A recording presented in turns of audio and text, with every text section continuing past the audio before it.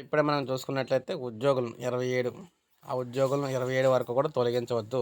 So, 27 వరకు కూడా ఈ ఉద్యోగులను ఎవరు కూడా తొలగించొద్దని చెప్పేసి క్లియర్ ఇన్ఫర్మేషన్ అయితే ఇవ్వడం జరిగింది. ఇది మనం చూసుకున్నట్లయితే ఇది గ్రూప్ 1 తీర్పుపై దాఖలైన అప్పీలుపై 27న విచారణ అయితే చేపడతాం మేము. అప్పటి వరకు ఆ ఉద్యోగులను అయితే తొలగించొద్దని చెప్పేసి హైకోర్టు అయితే స్పష్టం చేసింది. సింగిల్ జడ్జి తీర్పులోని అంశాల జోలికైతే వెళ్ళనని కూడా ధర్మాసనం చెప్పడం అయితే జరిగిందనమాట. మొత్తంగా చూసుకుంటే వెలుపల సింగిల్ జడ్జి వెలువరించిన తీర్పుతో ఉద్యోగులు కోల్పోవాల్సి వచ్చిన 167 మందికి హైకోర్టులో ధర్మాసనం తాజా ఉత్తర్వులతో తాత్కాలిక కోర్టు లభించింది. తదుపరి విచారణ ఈ నెల 27న అయితే జరగనుంది.